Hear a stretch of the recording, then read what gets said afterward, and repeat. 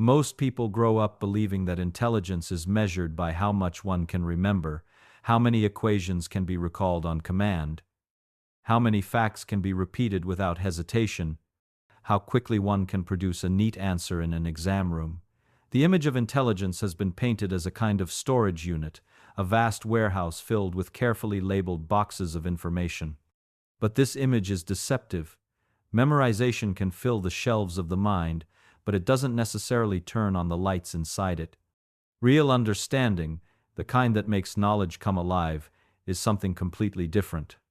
It's not about how many facts you can hold, but about how deeply you can see into them, how well you can connect them, and how confidently you can rebuild them when they fall apart. To understand something means to grasp its inner mechanism, to see how one idea supports another, how each piece fits into a larger structure, and why it behaves the way it does. It's the difference between knowing the name of a bird and knowing how it flies. When you rely solely on memorization, you might recognize the feathers, the shape, even the sound, but you miss the principle that makes it soar. Understanding, on the other hand, lets you predict, explore, and adapt. You can take the knowledge out of its original context and apply it somewhere completely new, and it still works because you understand the logic that drives it.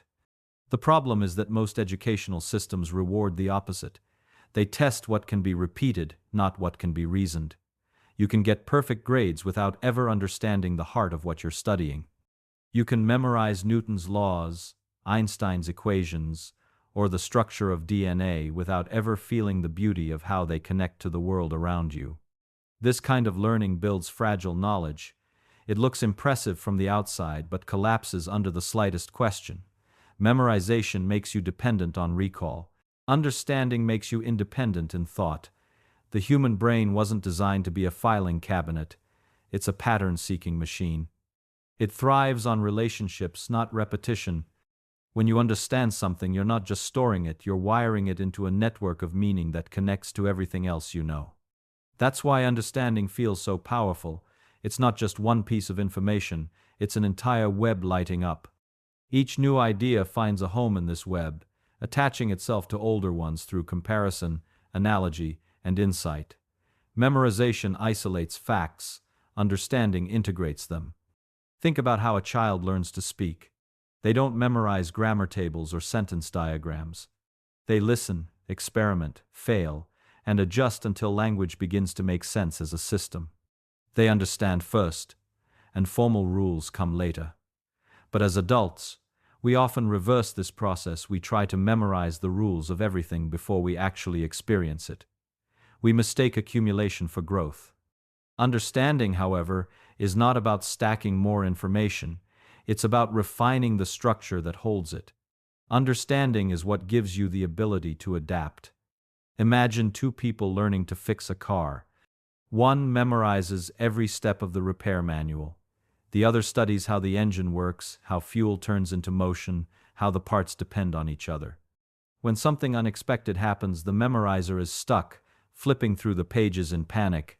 The other person looks at the system, recognizes the pattern, and finds the solution. That's what real intelligence looks like, not remembering every possible scenario, but being able to handle the unknown because you understand the principles underneath it. The same is true in science, in art, in philosophy, and in everyday life. You can memorize all the famous paintings in the world, but you won't see like an artist until you understand color, light, and perspective. You can memorize laws of logic, but you won't think like a philosopher until you understand why reasoning works the way it does. You can memorize the lines of a play, but you won't act truthfully until you understand the human emotion inside the words. Understanding transforms information into intuition. It's what allows knowledge to become part of who you are, instead of something you occasionally use. When you rely on memorization, you often live in fear of forgetting. Every forgotten formula feels like a failure, every lapse in recall like a crack in your intelligence. But when you understand, forgetting isn't dangerous anymore. You can rebuild what you need because the logic is still there. You might not remember the exact words, but you remember the relationships, and from those relationships, you can reconstruct the whole thing again. That's why understanding lasts longer. It's not brittle, it's alive. To understand something deeply, you need to engage with it directly. You can't just read or listen passively. You have to wrestle with it, ask it questions, challenge it until it answers back.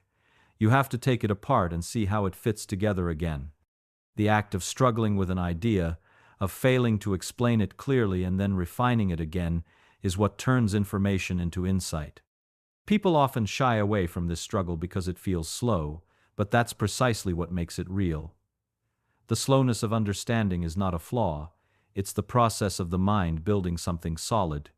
Memorization can give you speed, but speed isn't always a sign of intelligence.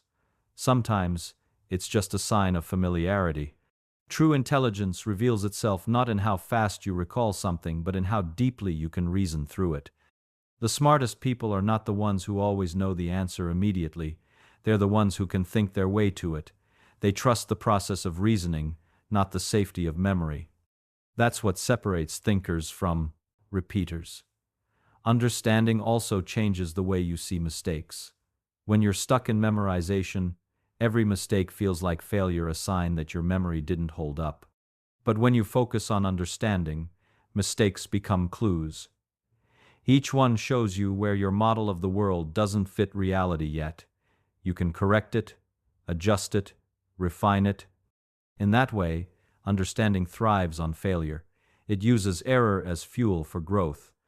That's why great learners aren't afraid of being wrong. They know that being wrong is just the first step toward being right for the right reasons. The irony is that once you understand something deeply, memorization becomes effortless. You no longer have to force your brain to remember because the idea has meaning now. It's connected to something you care about, something that makes sense. The brain is naturally good at remembering what it understands. That's why people who truly grasp a subject can recall details years later, not because they drilled themselves endlessly, but because the concept became part of their mental framework. Understanding isn't limited to intellectual pursuits either. It applies to relationships, emotions, creativity, and even self-awareness. You can memorize what people say, but understanding why they say it, what they mean, what they feel allows you to connect more deeply. You can memorize routines and habits, but understanding why they work lets you adapt them to changing circumstances. In every corner of life, understanding is what transforms knowledge into wisdom. To cultivate understanding, you have to slow down. The modern world rewards quick answers, instant opinions, and rapid conclusions, but real understanding resists that pace. It asks for patience. It asks you to stay with the question long enough to let it unfold.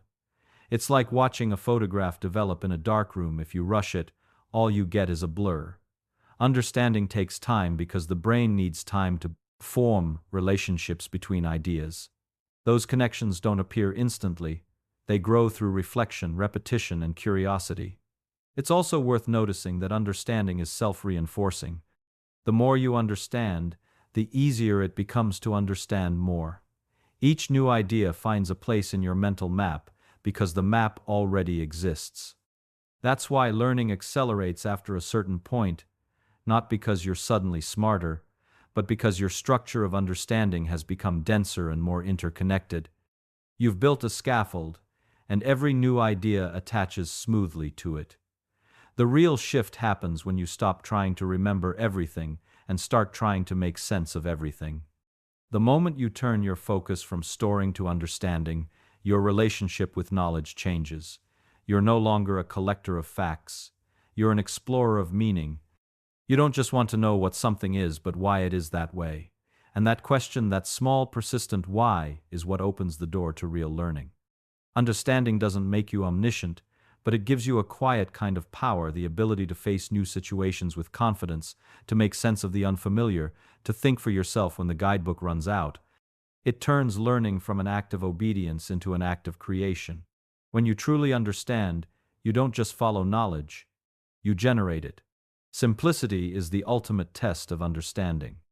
When you can take a complex idea and make it sound effortless, you've proven that you truly grasp it. Most people think complicated language makes them sound smart, but it usually hides confusion. Simplicity, on the other hand, exposes the truth. It strips away the fancy words, the jargon, the protective layers of pretense, and leaves you face to face with the essence of the idea itself. If you can't explain something in clear, everyday language, it's not because the idea is too advanced, it's because you haven't wrestled with it long enough to make it your own. To explain something simply, you must first understand it deeply. You need to chase it down to its roots, figure out what truly matters and what doesn't. That process forces your mind to reorganize chaos into clarity. It's not an act of dumbing down, it's an act of refinement, like boiling away everything unnecessary until only the pure concept remains. Simplicity is not the absence of depth, it's the distilled result of it. When you speak simply, you invite others to understand with you. You're not performing intelligence, you're sharing it. And in that sharing, something remarkable happens. You start to hear your own thoughts more clearly. You notice where your explanation falters, where your logic thins, where you're relying on words instead of reasoning. Simplicity doesn't just make others understand you better, it forces you to confront whether you actually understand yourself. When you try to explain something, especially out loud or to someone else, you come face to face with the gaps in your own understanding. Those quiet spaces where your thoughts hesitate, where your words stumble, that's where learning truly begins. Most people avoid that discomfort because it feels like failure. But it isn't failure at all. It's evidence that your brain has reached the edge of what it knows. You're standing at the border between familiarity and discovery. The act of explaining doesn't just test your knowledge, it reveals its shape, its holes, its limits. It's easy to fool yourself into thinking you understand something when it's still in your head. Inside, everything feels smooth and complete because your mind glosses over the rough edges. But when you try to express an idea clearly, you're forced to translate it into words. Suddenly, the illusion disappears. You realize that the sentence doesn't quite fit together, that the logic skips a beat, that something you thought you understood is actually built on assumption. That's the moment of truth, not when you know, but when you realize you don't. This realization is powerful because it turns learning into a mirror. You're no longer passively absorbing information. You're actively inspecting it, shaping it, testing it. The gaps don't expose weakness. They point directly to the next step of growth.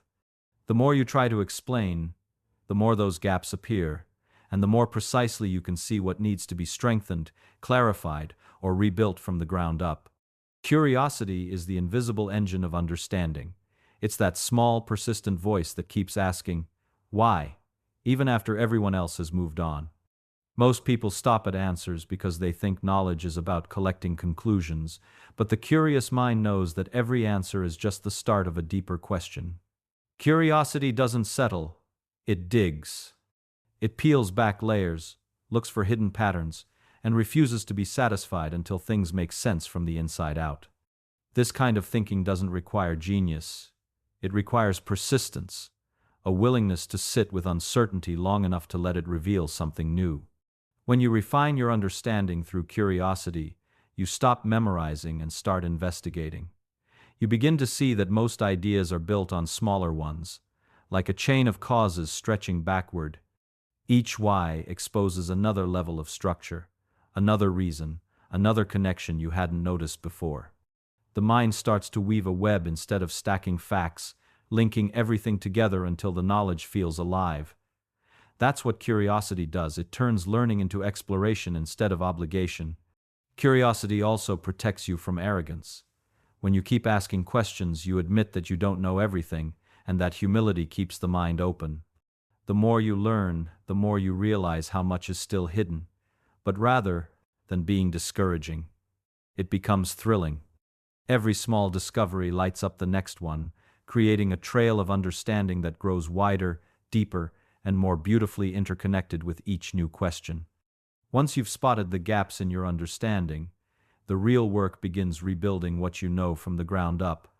This process demands honesty, patience, and a willingness to start from zero. You take everything you thought you knew and break it down into its simplest parts, stripping away the memorized phrases and borrowed definitions until only the core idea remains. From there, you begin constructing it again, using your own words, your own logic, and your own sense of connection. It's not about repeating what others have said, it's about rediscovering the truth for yourself.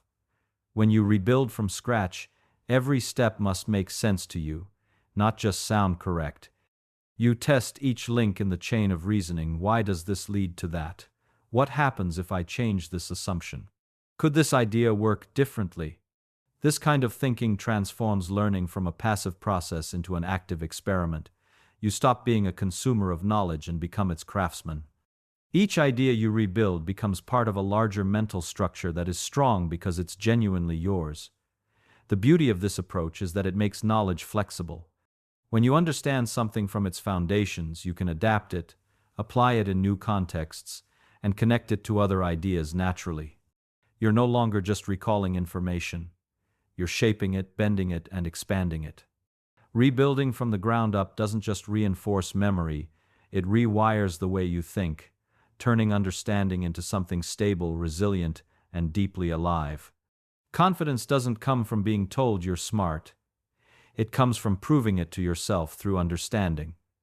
The moment you can explain something clearly, without hesitation or confusion, something changes inside you. You no longer rely on the authority of others or the safety of memorized answers. You trust your own reasoning. That quiet assurance isn't arrogance, it's the natural confidence that comes from mastery. You've tested your ideas, broken them apart, rebuilt them, and now they stand solid under the weight of your own logic. That's the kind of confidence that can't be faked. This kind of mastery doesn't happen all at once. It grows slowly, with every concept you wrestle with and every mistake that forces you to think harder. The process itself strengthens you. You learn that struggling with an idea isn't a sign of weakness but a path to clarity. Each time you face something confusing and make it clear, your brain learns to trust itself a little more. Over time, that trust becomes self-belief. It's not about knowing everything, it's about knowing that you can figure things out. Confidence through mastery is also freeing. When you understand something deeply, you don't fear being questioned or challenged. You welcome it because it gives you a chance to explore further, to test the boundaries of your knowledge. The fear of being wrong fades away, replaced by curiosity. You stop worrying about looking smart and start enjoying the process of thinking itself, where every explanation sharpens not just what you know but who you are becoming. The beauty of this method lies in its simplicity. It reminds us that intelligence is not a gift reserved for a few but a process available to anyone willing to engage deeply with ideas. Most people underestimate how capable their minds really are because they confuse confusion with inability. But confusion is only the starting point of clarity. Every great thinker begins there, wrestling with uncertainty until it dissolves into understanding. The moment you stop fearing what you don't know and start exploring it, you begin to uncover the quiet brilliance that has been sitting inside you all along. This approach transforms learning into a kind of play. Instead of treating knowledge as a mountain to climb, it becomes a landscape to wander through full of questions, surprises, and small revelations. You start to see that understanding doesn't grow from collecting answers but from chasing the questions that refuse to leave you alone.